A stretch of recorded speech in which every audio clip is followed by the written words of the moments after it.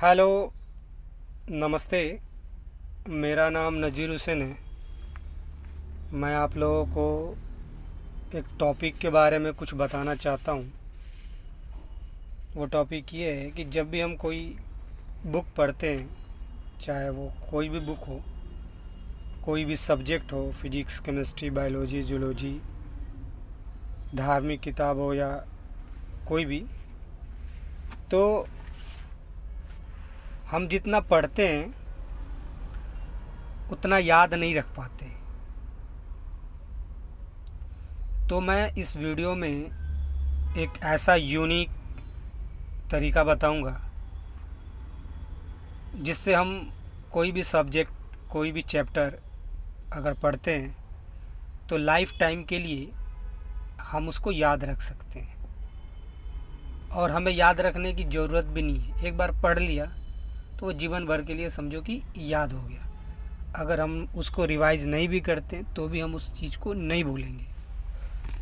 तो बताना ये चाहता हूँ कि जब भी हम कोई चैप्टर पढ़ते हैं तो मान लो उसको एक राउंड पढ़ा, दो राउंड पढ़ा, तीन राउंड पढ़ा, चार पाँच राउंड पढ़ा, फिर भी आपने जो पढ़ा, मैंने जो पढ़ा, 100% में 15-20% ही हमारे माइंड में रह पाता है।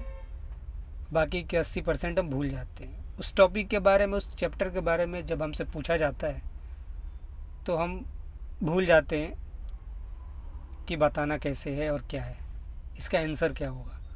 उसका कारण ये है कि हमने जो चैप्टर पढ़ा है किसी भी सब्जेक्ट बुक का, उसको हमने रिसर्च करके, एक्सपेरिमेंट करके, अलग अलग सोर्स से नहीं लिखा है। उस चैप्टर को, उस बुक को किसी राइटर ने लिखा है, और जिस राइटर ने लिखा है उस चैप्टर, उस बुक को, फिजिक्स, केमिस्ट्री, बायोलॉजी, जूलॉजी जो भी है, वो उसकी मेहनत है, उसका रिसर्च है, वो हमारा नहीं है। हमने उसको पढ़ा, 1 घंटा पढ़ा, 2 घंटा पढ़ा, 1 राउंड पढ़ा, 10 राउंड पढ़ा, फिर भी हम उस चीज़ को अच्छी तरह से एक्सप्लेन नहीं कर सकते। कारण क्या है? हम भूल जाते हैं। तो इस वीडियो में मैं वही बताने वाला हूँ कि हम किसी भी चीज़ को, पढ़े हुए टॉपिक को, चैप्टर को, बुक को ज़्यादा समय तक, लॉन्ग टाइम तक कैसे याद रख सकते हैं। मान लो कि आपने कोई चैप्टर पढ़ा, ठीक है, जैसे कि मैं आपको दिखाता हूँ इधर एक, जैसे कि मान लो ये एक मल्टीप्लिकेशन चैप्टर है, 3rd क्लास का। मैं अपने बच्चे को पढ़ाता हूँ शाम को ट्यूशन। तो ड्यूटी पे जब भी समय मिलता है मैं खुद रिसर्च कर लेता हूँ। स्कूल टाइम में मैं ऐसा करता था। तो शाम को पढ़ाने बैठता हूँ तो अच्छी तरह से पढ़ा सकूँ। तो मैं जिस चैप्टर को, जिस टॉपिक को पढ़ाने वाला होता हूँ उस पर बहुत रिसर्च कर लेता हूँ। उस टॉपिक को, उस चैप्टर को पढ़ के 2-4 राउंड, हर एक लाइन, हर एक वर्ड पे रिसर्च करके, जब आप उस चीज़ को, उस चैप्टर को, जो कुछ भी बुक में लिखा हुआ है, अलग कॉपी पर उतार दोगे, एक्सपेरिमेंट रिसर्च करके, अलग अलग सोर्स से, गूगल से, एआई से, चैट जीटीपी से, मतलब इधर उधर से, बुक से, सोशल मीडिया से, जैसे भी है, और उस टॉपिक को आप एक कॉपी पे उतार दोगे तो वो जो नॉलेज है, आपने जो लिखा उस चैप्टर के बारे में, उस बुक के बारे में, उस टॉपिक के बारे में, वो आपका होगा और यूनिक होगा, जो दुनिया में किसी से भी मैच वो नहीं करने वाला।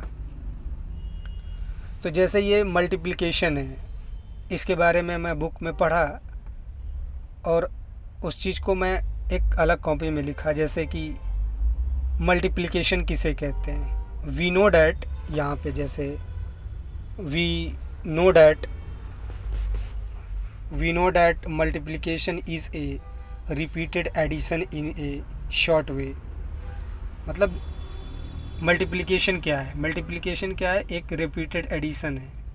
बार बार जोड़ने वाली प्रक्रिया को क्या कहते हैं? एडिशन कहते हैं। उसी का मल्टीप्लिकेशन एक शॉर्ट, संक्षिप्त रूप है। हम जानते हैं कि गुना संक्षिप्त रूप में बार बार किया गया जोड़ है। बिल्कुल सही है। गुना क्या है? बार बार जोड़ने से बचने के लिए गुना का क्या किया गया, आविष्कार किया गया। हम जानते हैं कि गुना संक्षिप्त रूप में बार बार किया गया जोड़ है। उसके बाद मल्टीप्लिकेंड। अब मल्टीप्लिकेंड किसे कहते हैं, इसका हिंदी में होता है गुण्य। अब इसको और बढ़िया से समझे तो वह संख्या जिसे गुना किया जा रहा है। जैसे कि यहाँ पे उदाहरण के लिए यदि समीकरण 4 × 5 = 20, तो वह संख्या जिसे गुना किया जा रहा है, तो किसको गुना किया जा रहा है, 4 को। तो 4 क्या है, मल्टीप्लिकेंड है। मल्टीप्लिकेंड का मतलब गुण्य, वह संख्या जिसे गुना किया जा रहा है, तो 4 को गुना किया जा रहा है। अब मल्टीप्लायर किसे कहते हैं, इसका मतलब होता है गुणक।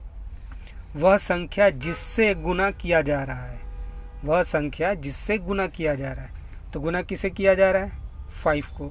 4 को किससे, 5 से। तो 4 क्या है, मल्टीप्लिकेंड हो गया। 5 क्या है, मल्टीप्लायर हो गया। अब प्रोडक्ट मतलब गुणनफल, गुना करने पर प्राप्त अंतिम संख्या क्या है, प्रोडक्ट है, यानी गुणनफल है।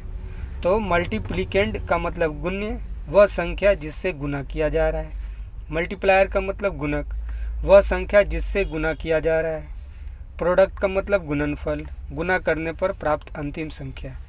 ये चीज़ें किताब में इतने डिटेल में नहीं लिखी होती, इसको मैंने इधर उधर गूगल से सर्च करके हिंदी इंग्लिश में अलग एक कॉपी पे लिखा है। तो ये जो है ये मुझे जीवन भर याद रहेगा, क्योंकि इसको मैंने रिसर्च करके लिखा है।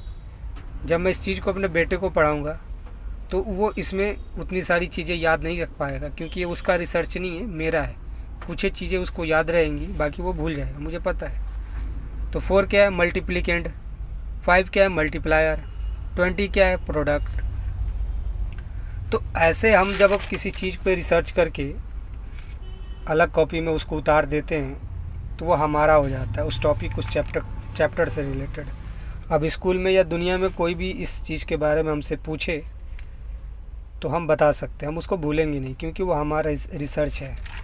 अब किताब में पढ़ के आप कोई चीज़ ज़्यादा दिमाग में नहीं रख सकते, क्योंकि वो आपका है नहीं, आपने उसके बारे में रिसर्च किया नहीं। जैसे ये मैथ के मल्टीप्लिकेशन से रिलेटेड क्वेश्चन आंसर है, इसको भी मैंने रिसर्च करके लिखा है। आज से 50 साल बाद भी अगर कोई मुझको ऐसा सवाल दे दे तो मैं इसको वैसे ही सही कर सकता हूँ जैसे मैंने अभी किया है।